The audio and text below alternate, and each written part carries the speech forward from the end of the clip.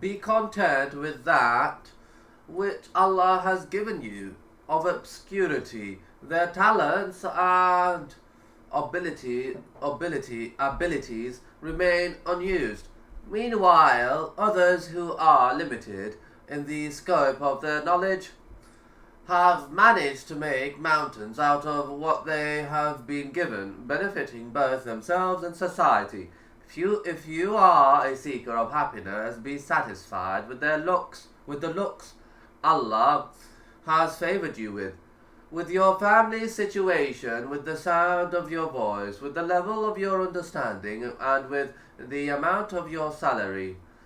Certain educators go further than this by saying that you should imagine being contented with even less than you actually have now. Here for you is a list of those who have shown from our Islamic heritage, despite each being challenged by various disadvantages, was a world-renowned scholar of his time.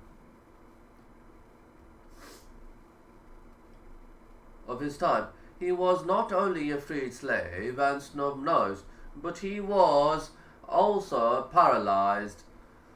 Was famous among the Arabs for his singular level of patience. He achieved that fame despite being emaciated, humpbacked with crooked legs and a fragile frame.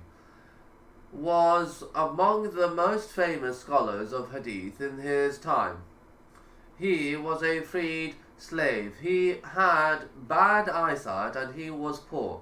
His clothes were ripped, his appearance was dishevelled, and he lived in straitened circumstances. In fact, every prophet was at one time or another a shepherd. David was a blacksmith, Zechariah a carpenter, and Idris Enoch a tailor, and yet they were the best of mankind.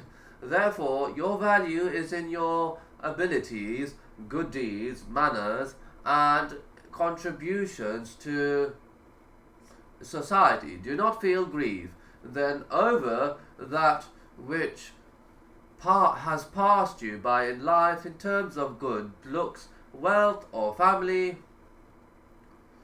and be content with what Allah has allotted for you. It is He who portion out between them their livelihood in this world. Be content with that which Allah has given you. Remind yourself of paradise, which is as wide as are the heavens and the earth.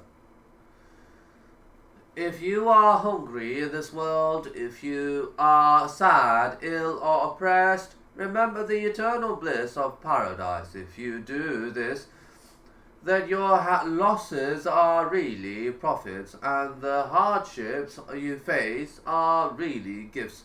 The most wise of people are those that work for the hereafter, because it is better and everlasting, and the most foolish of mankind are those that see this world as their eternal abode. In it reside all of their hopes.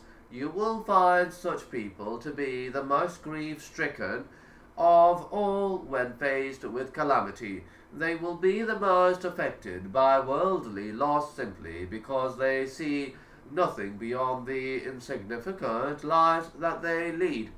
They see and think only of this impermanent life. They wish for nothing to spoil them in their state of felicity. Were they to remove the veil of ignorance from their eyes, they would commune with themselves about the eternal abode, its bliss, pleasures, and castles.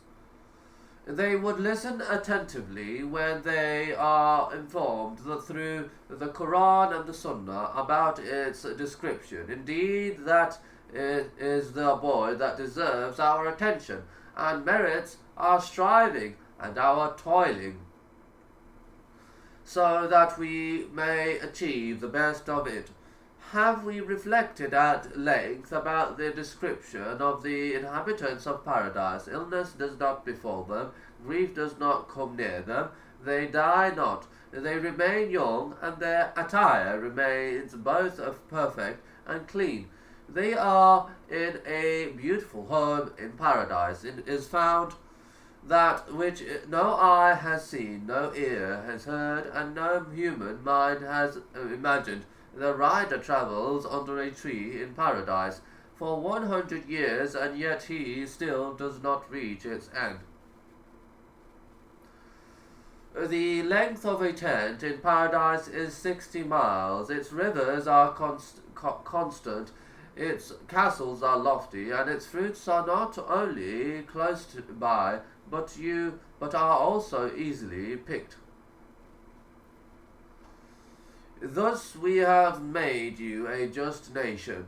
Therein will be a running spring. Therein will be thrones raised high, and cups set at hand, and cushions set in rows, and rich carpets all spread out. The happiness of paradise will be absolute. So why do we not contemplate this fact? If paradise is our final destination, and we ask Allah for paradise, then the hardship of this world are less heavy than they may seem. So let the hearts of the afflicted ones find solace. Are you who live in poverty, or are afflicted by calamity, with righteous calamity, work righteous deeds, so that you shall live in Allah's paradise. Peace be upon you, because you preserved in patience. Excellent indeed is the final home. Thus we have made you a just nation. Thus we have made you a just nation. Both your conscience and your religion demand that you be just, which means that you should neither exaggerate nor understate, neither go into excess nor do too little.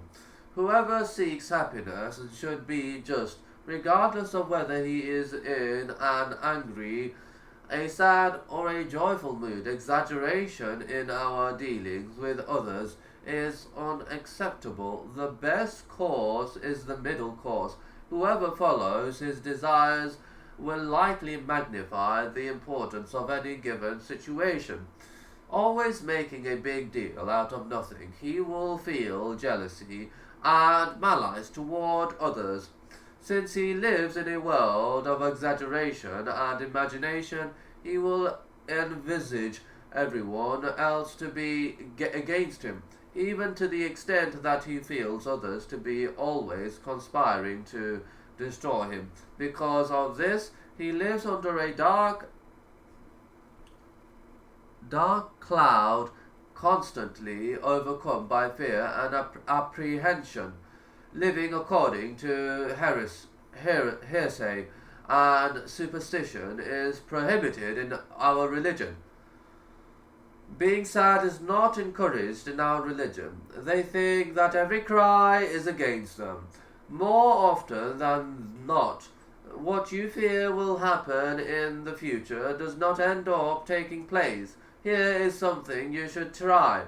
When you fear something, imagine that the worst possible outcome takes place, and then train yourself to feel prepared and contented with that outcome. If you do this, you will find that you have saved yourself from apprehension and superstitions that would otherwise have caused you much grief. Lend your attention to each matter in proportion to its importance in any given situation. Do not exaggerate mountains from molehills. Rather, keep in mind your objectivity and fairness. Do not follow false suspicion or the deceitful illusion of the mirage, but be balanced. Listen to the balance of love and hate as explained by the Prophet. Blessings and peace be upon him. Love the one who is beloved to you in due moderation, for perhaps the day will come when you will abhor him and hate the one whom you detest in due moderation. For perhaps the day will arrive when you will come to love him. Perhaps Allah will make friendship between you and those whom you hold as enemies, and Allah has power over all things, and Allah is oft forgiving, most merciful. Being sad is not encouraged in our religion, so do not become weak against your enemy, nor be sad, and grieve not over them, and be not distressed because of what they plot. Be not sad, surely Allah is with us, referring to true believers. Allah informs us that